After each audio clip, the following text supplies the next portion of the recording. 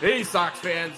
Welcome to Good Guys Talk Back, a local fan-centric Chicago White Sox podcast, hosted by Nick Murawski and Hester. Hey, Sox fans. Welcome back to Good Guys Talk Back. I am Nick Murawski, and this is episode 300.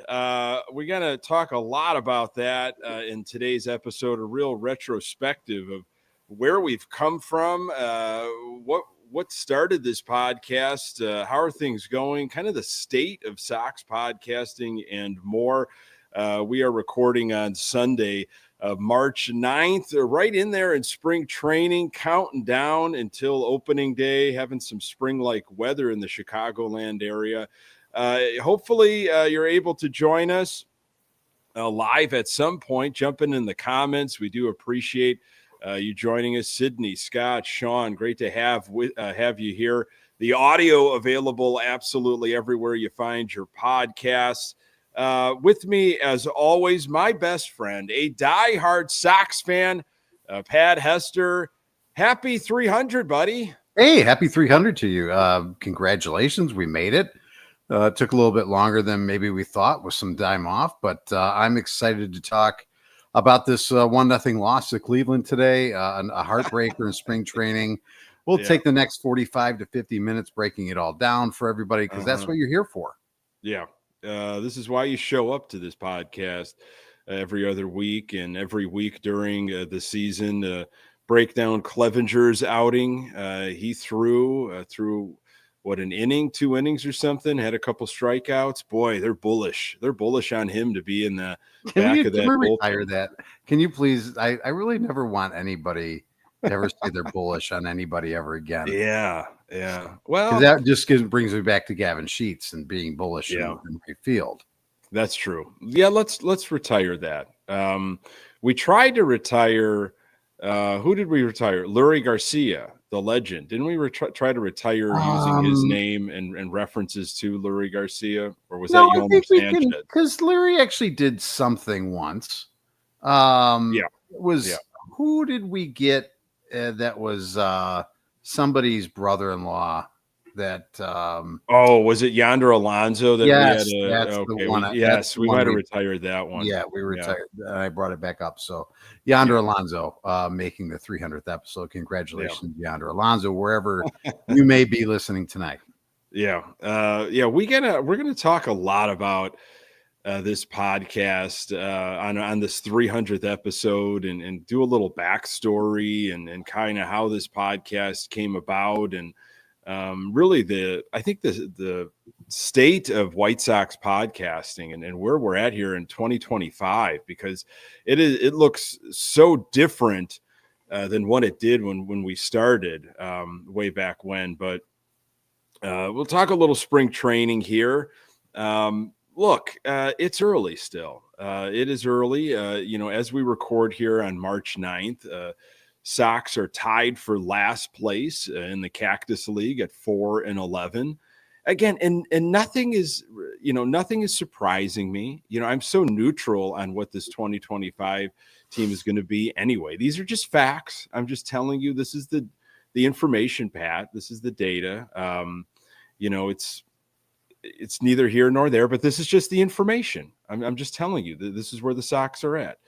Take it for whatever you'd like. I used to be really into spring training stats. I was crazy about them. I would analyze them. I would, look at what's going on here. They haven't allowed someone to steal a base off of them. I got into the weeds on spring training stats, probably even before the podcast started way back when. Mm-hmm. And then when it first started, it was something of note. I thought, okay, this is what's happening, right? We're going to talk about what's going on with this team, but it hasn't been going great. There's some individual stuff here and there, a ton of injuries. Sox are -17 in run diff. That's fourth worst in all of baseball. Hitting wise, Sox are ranked 29th in batting average, 27th in runs scored, last in on-base percentage, 25th in slugging, and 28th in OPS. Again, it's spring training. I'm just giving the information. I'm just You're providing a you. journalist. You've got journalistic integrity. You're just reporting the news. I get that. Seemingly, some things haven't changed. Right. Well, one could say, wait a second, this sounds familiar. And it's only March 9th. And there's plenty of time. The good news is, Nick, none of these stats count or matter. Nothing counts. This is just where they're at right now. People information. This is what's happening in spring right now. Okay. A couple offensive notables, I thought. Corey Lee, 5 for 12 right now, a pair of doubles and 4 RBIs. You know I like Corey Lee. I like Corey Lee. I like what he saw towards the end of last season, and I'm rooting for Corey Lee. Go ahead. Something on Corey Lee that you want to talk about? You're journalistic man over there. Just now, Lenine Sosa. Here's a guy that we talked about a couple episodes ago. That you kind of want a guy that was hyped to work out for the Sox. Here's a guy that just give this guy a chance. Once he gets some at bats, once he gets going, once he get in a rhythm, watch out for this guy. He can play, some positions. This could be an answer for the Sox, especially at second base, which has been a black hole for so many years. Sosa, 7 for 18 so far, pair of doubles and 5 RBIs, Pat. Could be something, could be absolutely nothing. I'll file it probably towards the absolutely nothing cabinet, but okay. But it's again, it would be nice for one of these guys eventually to not be a complete bust. And I'll go back to, the Andrew Vaughn. I mean, Andrew Vaughn at this point, I think, is a complete bust, unless somehow, some way he has I don't know, and a breakout season, not just an average season, because to me, with the hype that he's had, where he's been at and what he's produced has been absolute bust material. So it would just be nice to have one of these guys that you look at and it's like, oh, look out for this guy, just to be a 280 hitter. And then we can debate, wow, he's really disappointing, but he at least produces, and at least he's a productive player, and he's not a quote unquote black hole like we've had at second base for several years. So I again, it's better than not doing anything. And then you're wondering, why can't these guys even hit in spring training games? I'd love it to translate. I'd love it to be an answer at some point. Just say, this is going to, whether this team is contending in the next 3 or 4 years or not, I have no idea. But it'd be nice to just say this position is locked up by Sosa over the next 4 years. Would that be? That would be. I mean, the bar is so low. The standard is so low. Yeah. I would take that. I would just take a guy that's serviceable at this point. Yeah, and it doesn't even have to be Sosa. I just want somebody to win the position, right?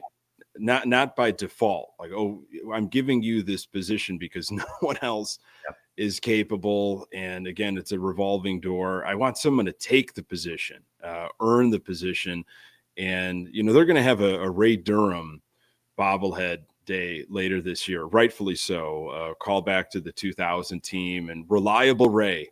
I mean, I gotta pour over some stats. Maybe someone can let me know here that is joining us live. How many years in a row was he on the starting roster? How many opening days was he at for second base? I felt like so underappreciated, right? And you didn't know what you had until he was gone.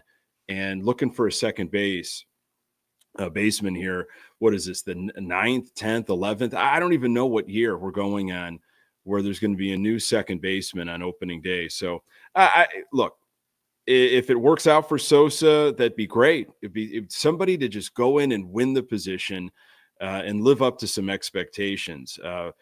Luis Robert Jr., still a member of the Chicago White Sox. A lot of rumors flying around still of different teams that could, of course, use his services, but are the White Sox willing to, to find a dancing partner? Are they willing to maybe come down in their asking price? Maybe someone gets desperate, as the opening day looms large. Maybe it's an injury, a lot of those that happen where somebody has got, hey, we've got a pretty good core. We got a chance to make a run and we're just missing that.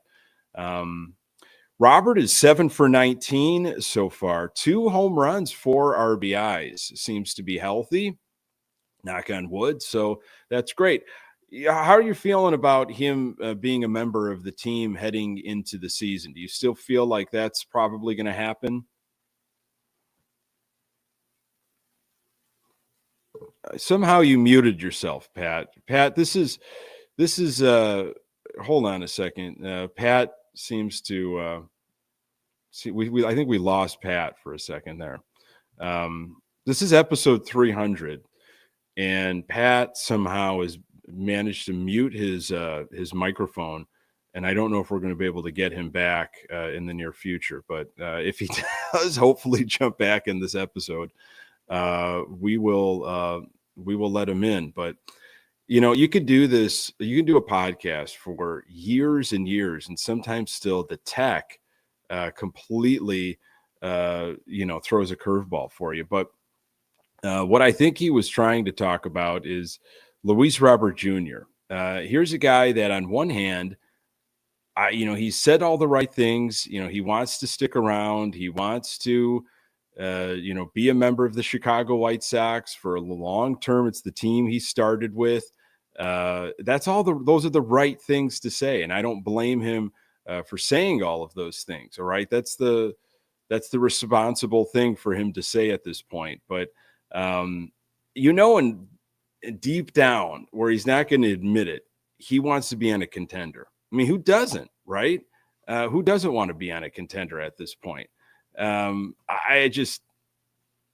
don't know. I feel like the Sox are going to want to retain him because he's probably going to net more at the trading deadline. I really do believe that.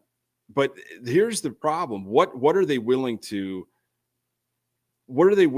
give up? If they stick to their guns and they just say, you know what, this is a guy that we have to get your top prospects of your farm system for. We're not going to settle at all.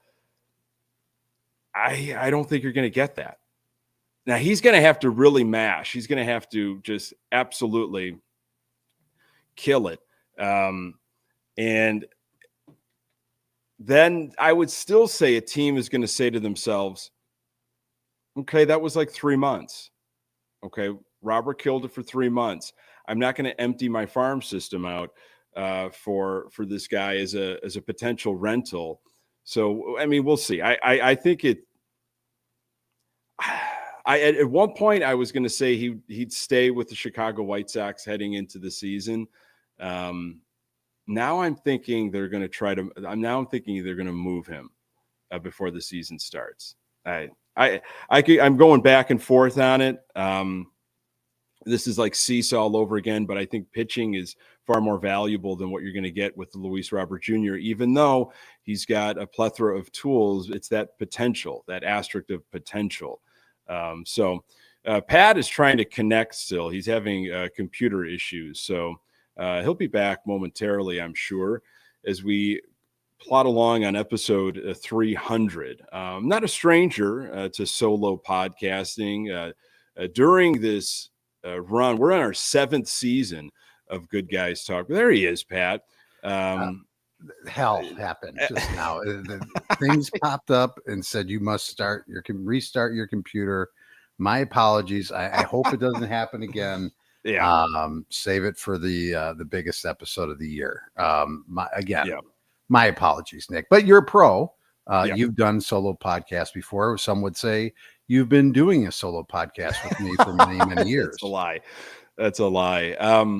I was actually just getting into that. I was worried for Good Guys Talk Back for a while when I took on Locked On. And because in 2021, Pat, which was really, I think, the highlight when this team won the division and we got some playoff baseball and, talk about the legend Larry Garcia. But that we were doing 2 episodes a week. Do you remember that? Oh, yeah. We were doing 2 episodes a week. We would do our Sunday night, and then we did an episode during the week. Like a Wednesday or a Thursday, whatever it was. Something like that. Yeah, 2 episodes a week. And when Locked On came around, I just knew for sure we weren't going to be able to do 2 episodes a week. Mhm. And I was worried, and I even asked the person that hired me at Lockdown. I said, I'm really intrigued. I want to test my podcasting skills and my writing and all this other stuff solo. That's great. And a different kind of audience and a daily type of thing. But I still want to keep this project, Good Guys Talk Back, that I have. And they said, okay, if they were going to say no, Pat, honestly, and it's easy for me to say this now, but if they were going to say to me, you can't keep Good Guys Talk Back, I don't think I would have done Lockdown. You would have pulled a George Costanza. You would have said, it's either the show about nothing or you don't have a show. Yeah. I would have just stomped out of NBC Studios and said, yeah, this is the show. Yeah. And it was, you were, great. And I was recording 2 episodes those Sundays. I'd record the Lockdown, which was going to air on Monday. And then we would meet at our normal time on Sunday evening and record. You were doing a lot of work. Days, man. You dove into your White Sox love a lot during that time, and yeah, I think it was both for from the outside looking in, you did a fantastic job on both platforms. Solo is a different animal. It is. If you have technical difficulties and you jump off for any time, I will just end the show and just say, well, Nick is gone. I really don't. He usually takes care of everything. So I will bid you adieu and good night. It'd be the Wayne's World situation where Garth is caught solo. Wayne leaves the show and Garth is caught in the crosshairs. Yeah, but I mean, listen, that was a wonderful time. It was a fun time. You had me on Lockdown a couple of times. You were good enough for join. Yeah. And I think that for you, just again, it scratched an itch. You showed you could do it, but that's something I could never do. And all jokes aside, I could never do that. That's you got to be so podcast. All in. It's crazy, man. You've got to. I mean, I was such a diehard Sox fan, and we'll get to kind of how this podcast got started here as we celebrate number 300. But I was such a diehard that took it to a whole new level. Mm-hmm. Like I was consuming so much Sox content and reading so many articles and talking to so many different people, and any little nugget of Sox information that I got my hands on, I really had to put it under the microscope and get different sources and try to stretch it out, because that podcast was going, Lockdown would go all into the off season. Yeah. And we're talking about the dead of winter and zero is happening for this team. No shocker. And I'm churning out the episodes. Now we had, for those that listen, we can laugh about it, but there was like 18 minutes of commercials. So there was, there was a way that we could fill that time. Yeah. But still it really upped my Sox fandom. If you want to the Gonzo mentality, the Hunter S. Thompson journalistic mentality of, if you're going to write or do something, go all in on it, just fully immerse your life in it, and you'll come out better the other end. You're going to shave years off of your life, and you might sacrifice some relationships, and because you're a slave to it. You really are. Yeah, and I can't believe it, thinking about the season that you did that, the season plus, but the first season that you did with Locked On, and it really was. I remember you talking to other Locked On podcasters from within the division, and the conversations being had about this is the White Sox year. That shouldn't be anybody. They should go run away and hide, and things like that didn't really come to fruition, and that's unfortunate after that 2021 season. So, and it's been mostly forgettable since then. And anybody that does, what we do just as casual. And I mean, you probably look at it more so than I do, but I look at this as a fun hobby. And it's just, for me, it's a way to see you as much as I can, but stay connected to other White Sox fans. I don't really, I'm not as socially, on social media as much as you are in terms of posting things and interacting with other people. So this is a way for me to kind of just, have a way to get my thoughts and feelings out in the world, whether people listen to them or not. And really it's more of it's taken the role of bowling in my life, Nick. I don't bowl anymore. So this is what I do. I podcast. Yeah. And it's fun and I love to do it. And I think I have interesting things to say once in a while. And it's pent up throughout a week of nobody listening to me at my home. So I get to say it to you, and hopefully you listen to Well, I'm going to get to that in just a little bit, because you're hitting on kind of why it came about. What was the point of starting up a podcast? But that's a great segue, because I found that as well way back when. So a couple little things, that's happening in the Cactus League and in the White Sox world, I should say. So that's your kind of offensive stuff. I was talking, Pat, about the whole Robert thing as you were trying to get your computer rebooted. I'm now kind of feeling, Pat, that like maybe the Sox are going to get rid of him before the season and just say, I think so. I really think so, and the reason why is from a lot of what Chris Getz was talking about this past week, saying that Robert's probably going to get MVP votes and just really talking him up. Obviously, making him look really attractive. You're putting him on the shelf there. You're dusting off the bottle. You're facing it up. You're making it look as attractive as you can. You got a nice price point. I hope at least somebody picks it up and puts it into their basket. That's what he's doing. He's merchandising Luis Robert Jr. right now. Yeah, that's a good point. Hyping it up. And again, we saw this with Cease, as I mentioned. I think the starting pitching far more valuable, even though Robert's got all the tools. It's that question mark. He might mash heading into the All-Star break by the trade deadline, but teams might still say, I still don't have the body of work. I'm not going to give you necessarily what you're saying. If that's what we're to believe, are these top of the line prospects in the farm system. I think it would benefit probably the return if they held on, but there's a part of me, and we talked last week as a fan, is just like, give Venable like a clean slate, nothing from the past regime. And that unfortunately means we probably wouldn't get the return, but I still don't think the Sox get the return that they ever were asking for Luis Robert Jr. Well, let's look at it this way, Nick. Do you think that Robert would be? I would imagine the answer is yes, but you would think he'd be better if there was something protecting him, right? If he had other hitters around him. He has absolutely nothing around him. So, you could look at him and he may be, you're selling him on his potential, really, because I don't think you can really have him reach his potential in this lineup. No, that's another great point.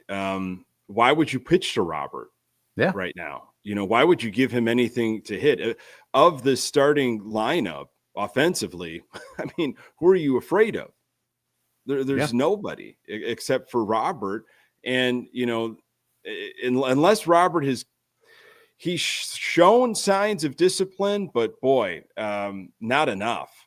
If you've got a wipeout breaking pitch that starts kind of at his left hip, and that will, take that pitch to the opposite batter's box, he's flailing at it.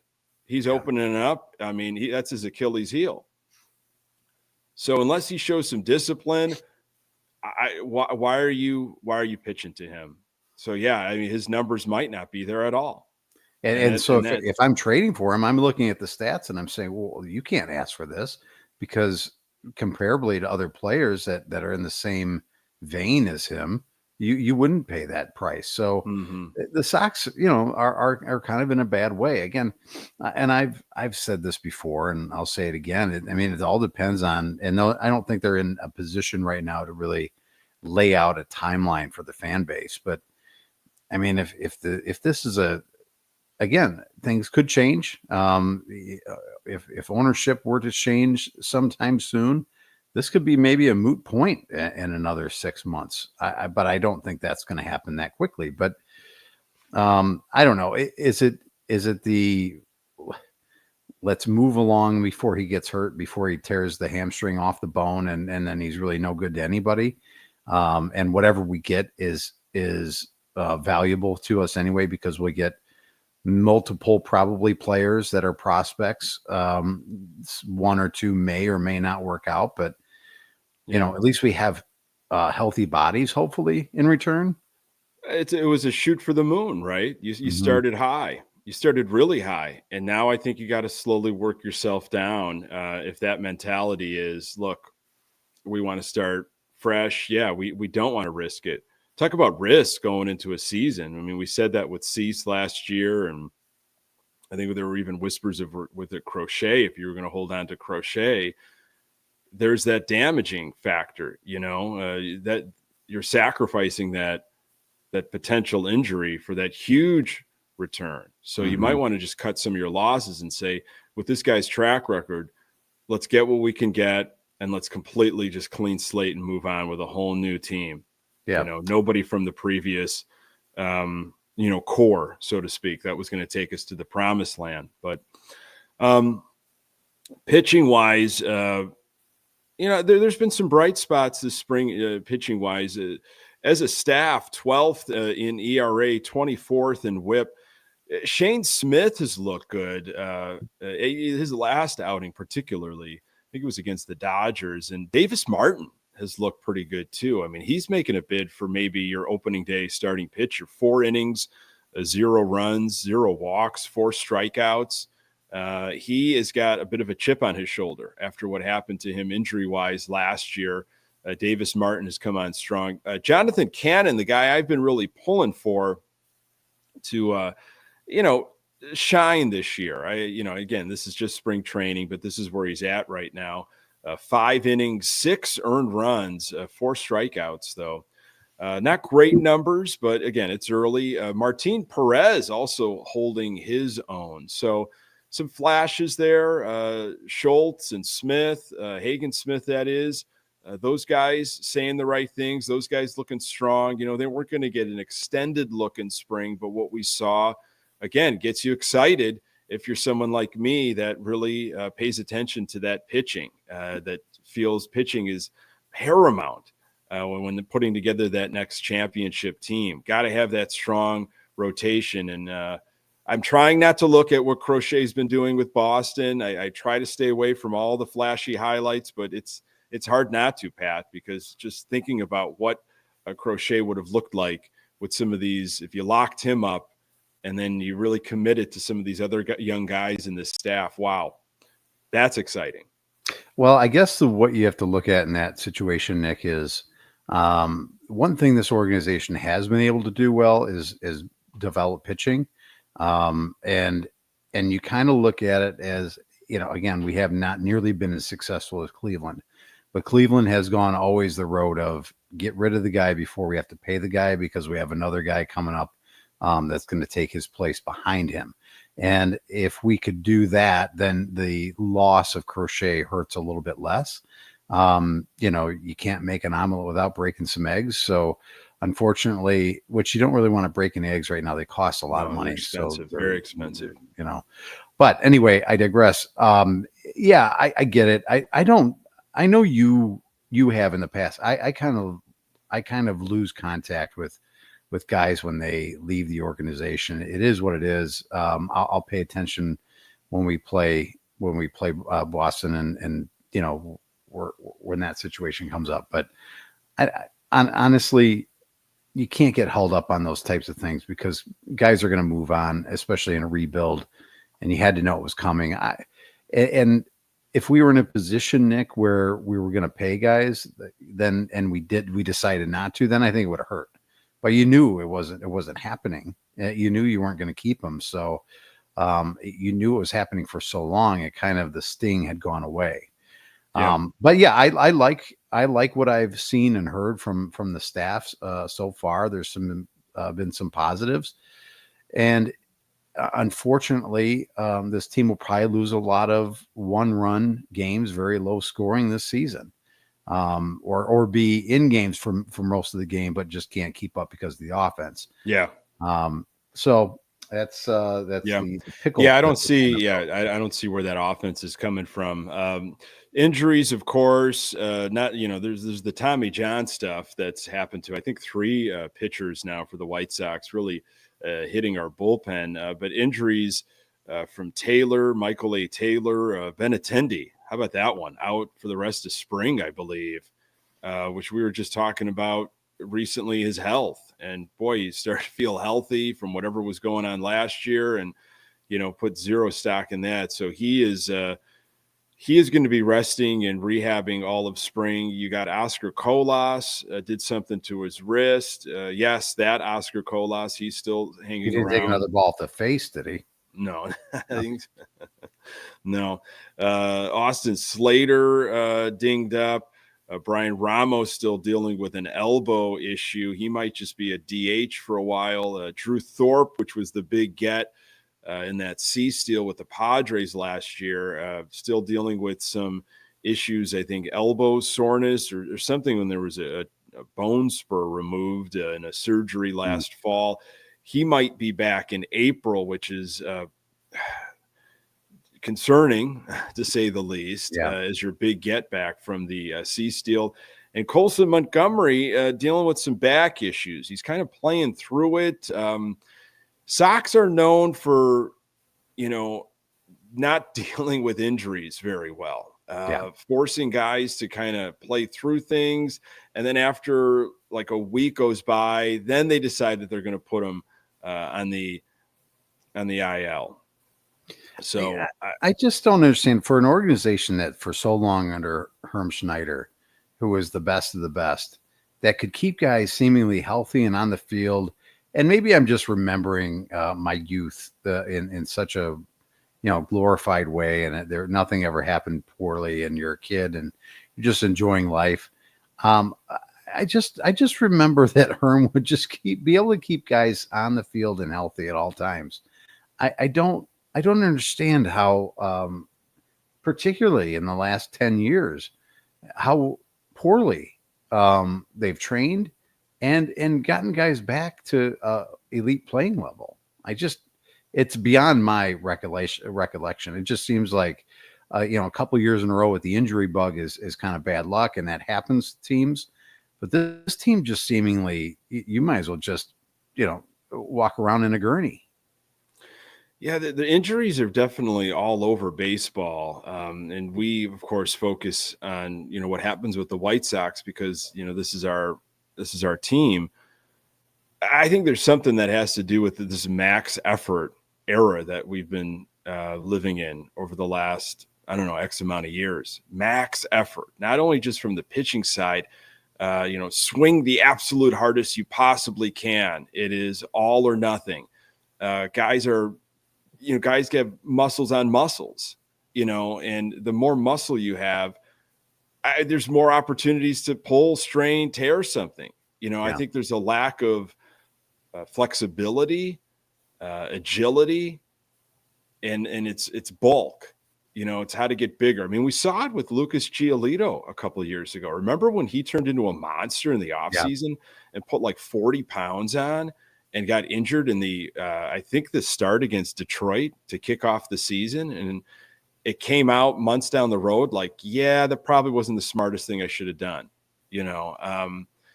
I just I don't see that as being beneficial for a pitcher.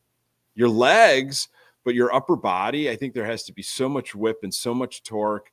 You need to be flexible, beyond flexible. And I think he ended up doing some sort of, regimen like that in the off season where he got back to his previous playing weight and put in a bunch of, yoga and Pilates or whatever to get that flexibility back. But I think that's where you start perhaps when analyzing and pointing the finger at different issues. But look, I'm not a trainer.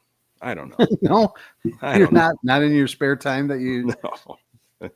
My limited spare time, I'm not. Okay.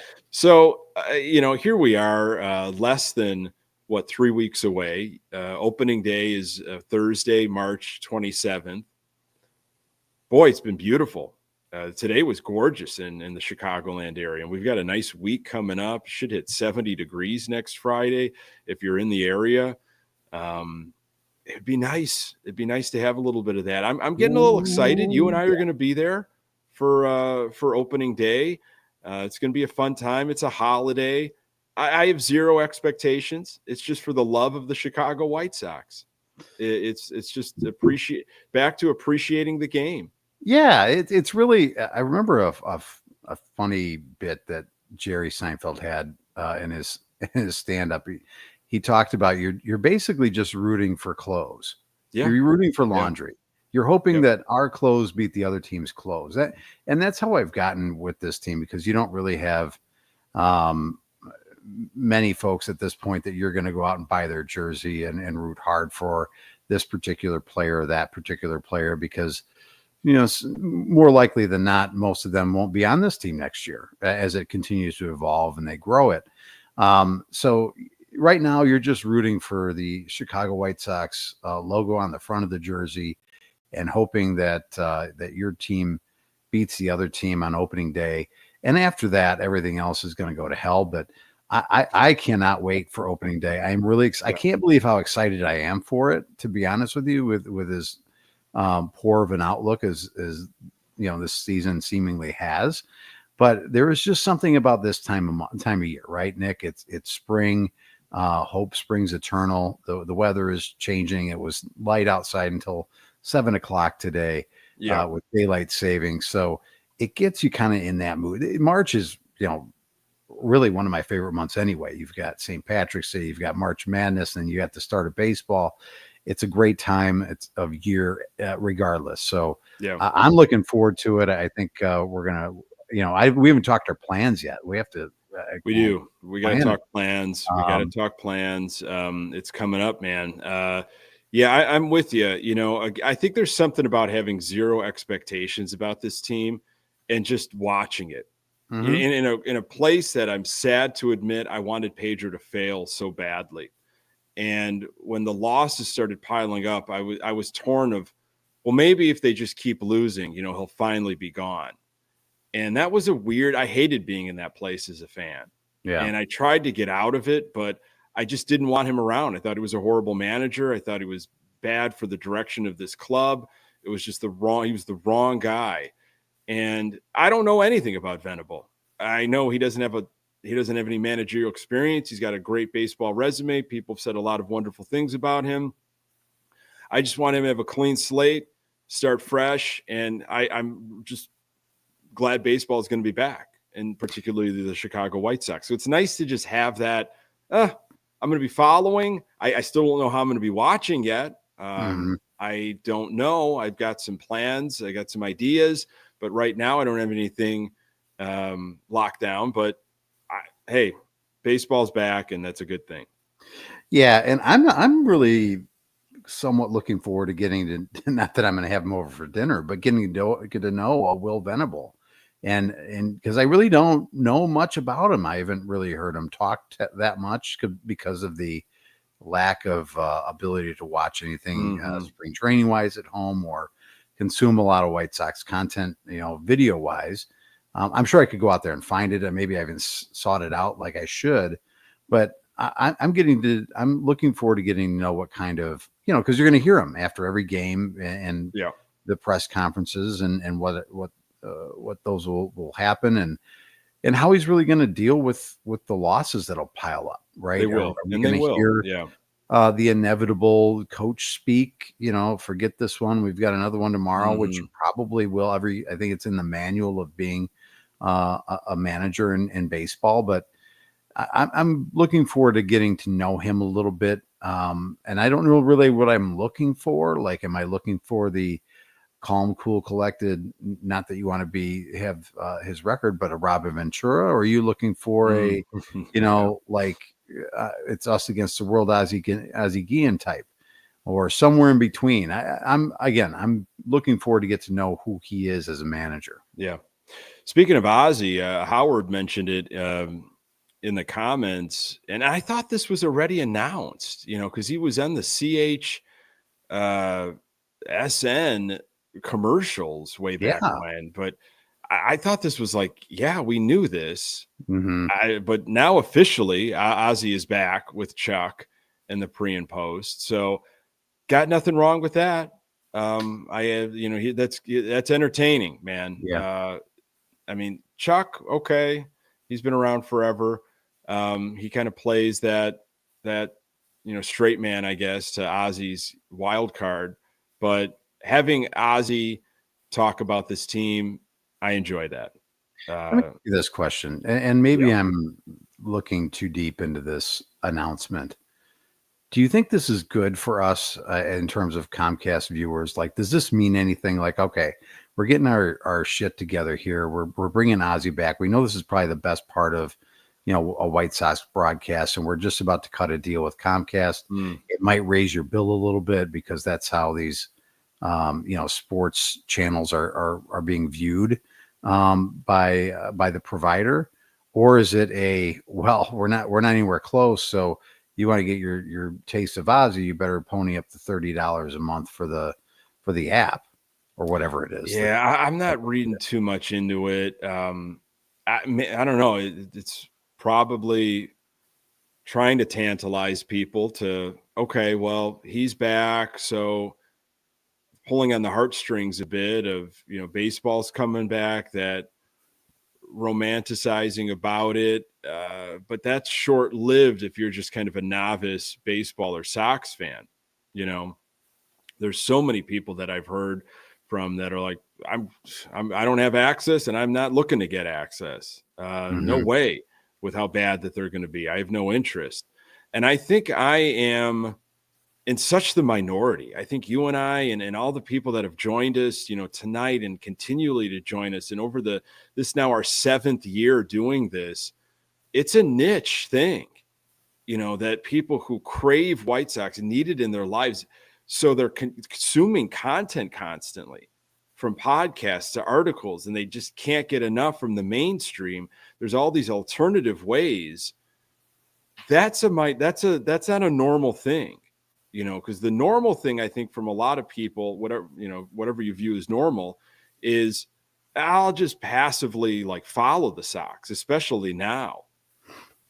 The abnormal thing, I think, the diehard, the passionate thing, is what this became, and what so many other little Sox podcasts, fan-centric things, and it's because there are pockets of obsessed, I need it in my life all the time, Sox fans. And I'm one of those, which is why this was created so long ago. It exists, but it's definitely not mainstream. No, and I sometimes wonder if it's unique, if these types of things are unique, or if this is more widespread across other, fan bases. But it really opened my eyes when you started doing this, because, again, the fun fact is I wasn't on episode 1. I don't know when I actually joined. I was thinking about this.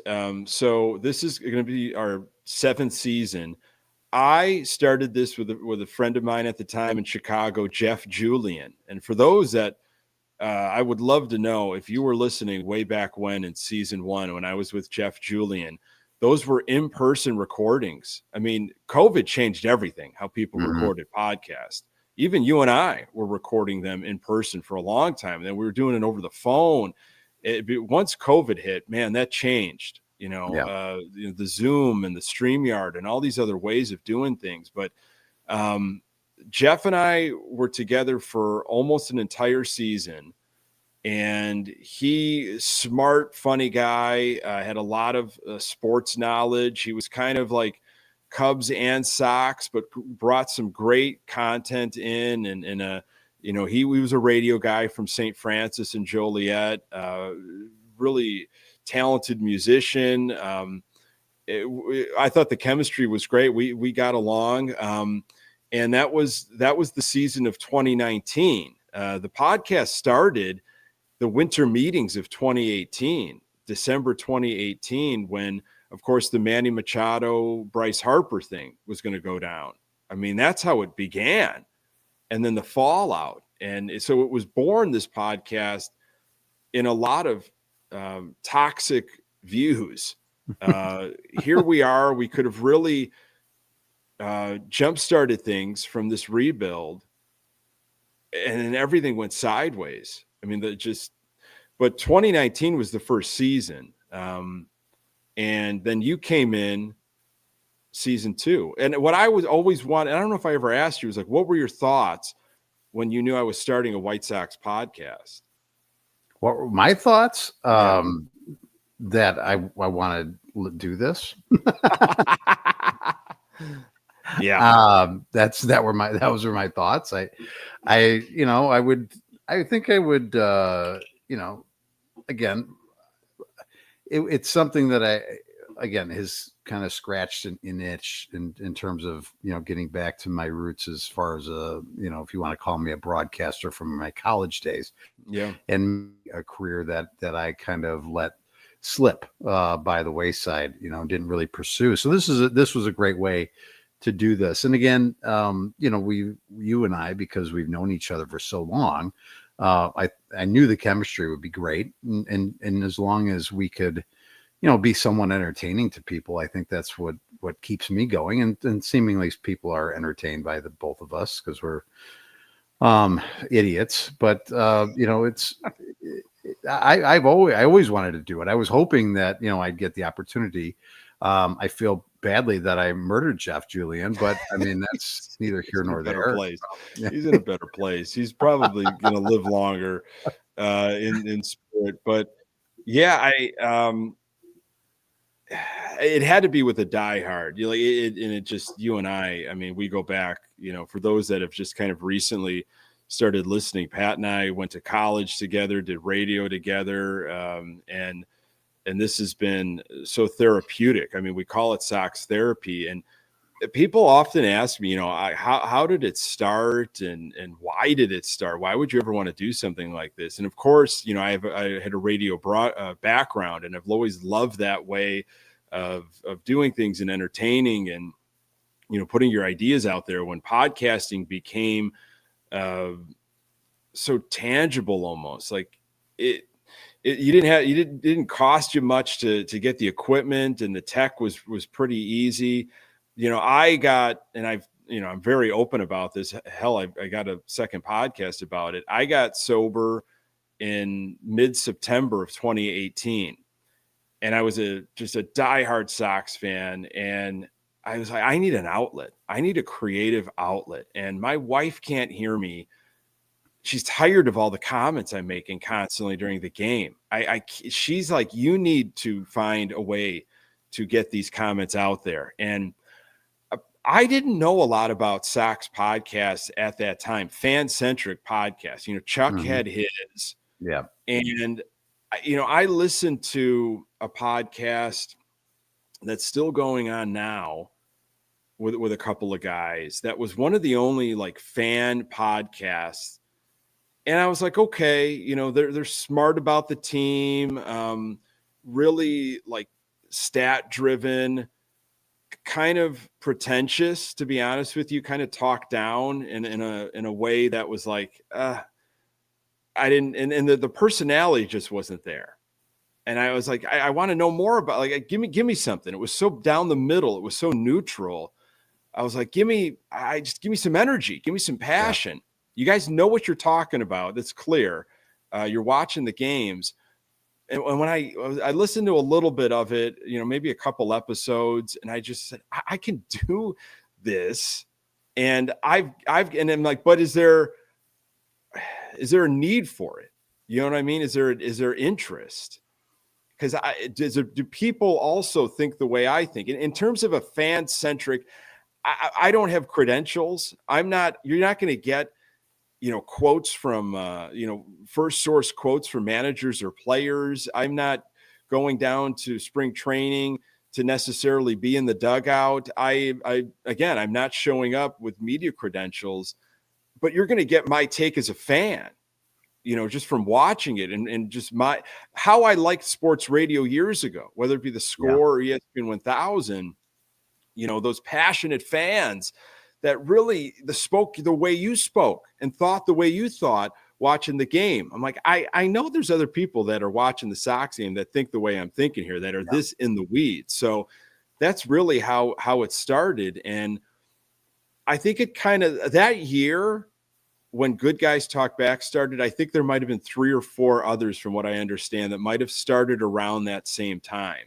Mm-hmm. And now I don't know, Pat. Do you listen to other Sox podcasts outside of Chuck's? I don't, and I don't listen to Chuck's very often. If I see him, has something interesting that I want to consume, but I don't listen to every show that he does. And quite frankly, I don't know, other than, the 108 guys, I really don't know of any others that are still Sox in the Basement. I don't know if that's still happening. It is. I don't Yeah. know. Yeah. I don't know how many, but you it don't follow it very closely. What's that? You don't follow it very closely. No.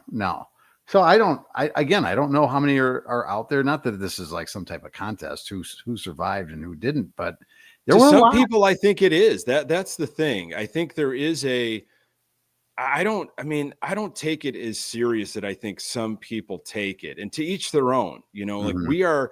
we were sponsored for maybe, I don't know, 3 months way back when. We got a free meal out of it. Well, you know what? We were sponsored for a season, I think in 2021. And then we had a short-lived sponsor maybe in 2022 that helped for a couple months, with our subscription fees for StreamYard. But other than that, we've been completely independent. We're not asking, anything in terms of, fees to, unlock secret money. They can. The only thing with, subscribe to the YouTube channel. Just subscribe. I mean, that's all. But we've cobbled some, merchandise over the years, a little bit here and there, and given stuff out. It's really been completely, organic and independent. It's really been small business, if you want to call it that. And that's fine. Mm-hmm. I'm not, you and I, if we could make a couple bucks to pay for the StreamYard fee, great. Other than that, it's like, I get to talk to you. We get to share our White Sox, passion, and we get to interact with some amazing Sox fans on a regular basis. And people, I've said, I wish I never got involved in social media, and boy, simpler times, right? But I have met some amazing people through social media. Mm-hmm. Amazing people that I would have never been able to connect with, whether they've been guests on this podcast or I've been guests on other podcasts, or just interacting, and having comments and just this and that. So there is a lot of good out there. And boy, we've had some really generous people give their time to be on this podcast. Those are the episodes, Nick, and we haven't done one in a while. I don't think that we've really necessarily needed one, but we were cranking out a lot of interview type shows for a while where we'd have guests, and those, I think, for me were fun because I like to interview people. I like asking questions and digging a little deeper and having people really enjoy a good interview. You can tell when someone that's being asked questions enjoys that part of it. It's not just the regular, what do you think about this? And it's those I think are fun. We haven't done one in quite some time. Somebody had mentioned, Future Sox with James Fox, and they do a great job over they do. And we've had James on. He's very knowledgeable, knows a lot more about, again, in the system than I'll ever know. So we like having those guys on to kind of educate us a little bit, and that's great. But I like what we do. I think it's us, right? And you have to do your thing, and this is our thing. We don't take ourselves too seriously. In fact, it's probably like, no duh. We can tell, to what we do to prepare for a show. It's like, usually it's you 99% of the time driving the bus. I might have an idea here or there, but it's more conversation. We might have 2 or 3 topics, and you and I will sometimes say to each other before we record, I don't know how we're going to make a show out of this. And seemingly by the end of an hour and something odd minutes, we feel like we put together a fun show, and that's all we really hope for, because I'd say 75% of it is for me and you, but the rest of it, we hope that, people really somewhat enjoy what we have to say. I think the numbers speak for themselves from what I hear from you and people downloading episodes that they do care and have an interest in what we have to say. It's been a joy to connect with like-minded people. I mean, I hoped way back when this started so long ago that this would have just at least be an outlet for some people, because I know it was a healthy outlet for me, that this could provide some sort of entertainment or something that they could say, okay, I'm not alone as a Sox fan. And those were some tough times. And then we had a couple of years of some excitement, and now we're back in some real tough times. But okay, there's other people that are this crazy about this team, that are this passionate, that this energized. I'm not the only one. And maybe some of these conversations that we have going on, they might have in their friend groups or in their family connections or other Sox fans that they rub shoulders with whenever they get together.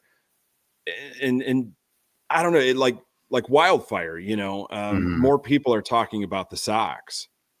And again, I'll get comments, all the time. Just why do you want to? Why are you doing that?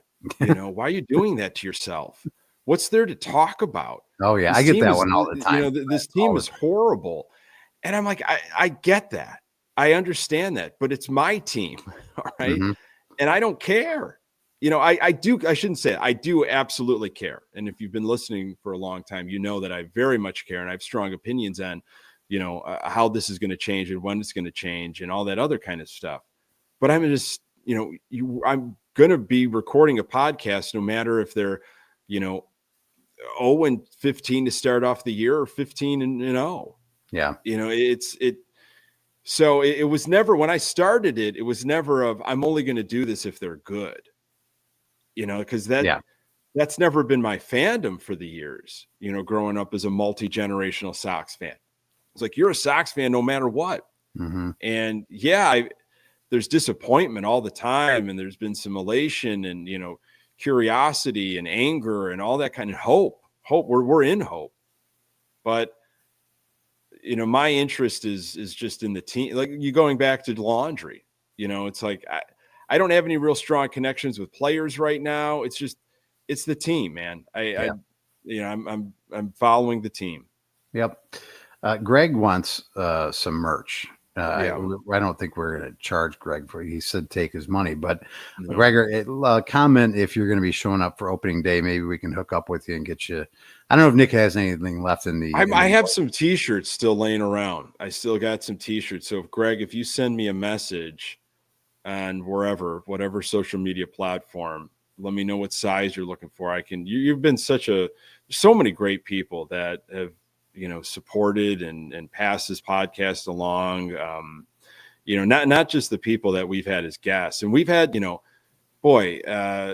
Chuck has been on the podcast. Chuck Garfine came on the podcast. Sylvie has been on the podcast. Scott Greger, Scott Merkin, Lamont Pope. I mean, Herb, James Fegan, Foxy's been on. James Fox has been on a bunch of times. Ian Eskridge. The fine folks at Sox on Tap, Steve Peredzinski, Sox on 35th. I mean, I've talked to so many people, and to me, it's not like why would you want to talk to rivals of other fans? Because it's a fan podcast. I mean, we're not going for ratings against other people. This isn't like, I'm not, look, I enjoy what I talk about, and I want to talk about it with other people that also enjoy it. And if those worlds collide, they collide. And I think we're all better for it as Sox fans. This world is big enough for a lot of independent Sox content. You think it's creators. Too saturated right now? There might be 20-something Sox podcasts right now. Does that matter? It doesn't matter to me, because I don't think it matters either. Is this so? I really don't. You got something to say, get a mic and say it. I love. There's always room for your Sox takes. I love it. To me, it's a way to combat you're a Sox fan. I didn't even know there were Sox fans. Well, I'll tell you how many Sox fans there are. There are 20 independent podcasts that put time and effort in talking about this team, because there's enough people that want to listen to that many different, opinions about this team. So I think it's great to know that there's so many out there for people to consume. And they're different, there's different categories, there's different styles. Yeah. You're just talking about Future Sox with Ian and James and the great stuff that Danny Miller does. And I had an opportunity to be a part of some of their work last season. And, they are committed. You want to talk about hardworking people. They are so committed in what they do in terms to prospects and the system and poring over video and having their finger on the pulse. Elijah Evans, another guy that's up and coming, that's doing work with Future Sox. These guys, they work really, really hard, and I have a ton of respect for them. But that's their niche, man. I respect that. You want to go after the prospects and the young up and coming, players, and what the draft's going to look like, and the timetable of the next up. Whoa, awesome. And they do a great job, and that's where we're at right now. I mean, give them some love, Future Sox.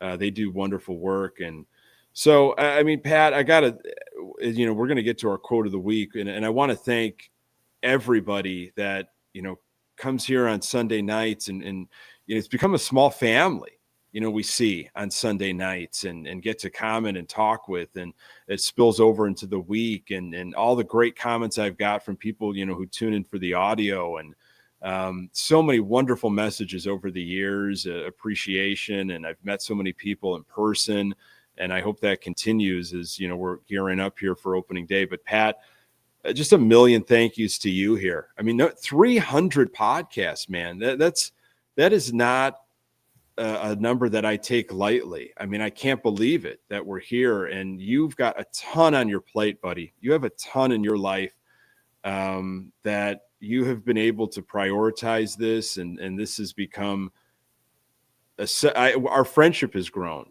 immensely. And I think this, we are such, you and I go off of each other so well creatively. You mentioned off like cuff, just, we don't do a lot of prep, but I don't think we need to, because we're so genuine with each other. We're so honest with each other, and we've known each other for so long.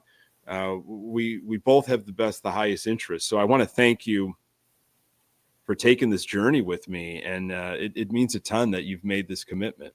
Well, I appreciate that you've brought me along on this journey. This is your baby. This is your conception. You've brought you've always done this. You've always known what you've wanted to do. You set your sights on it and you make it happen.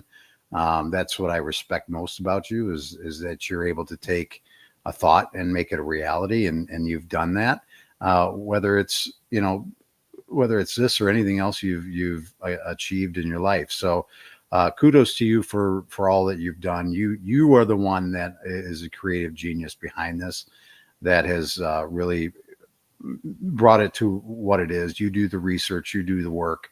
I just show up on Sunday nights and have a laugh. So I'm happy to be a part of it for as long as this ride continues to happen.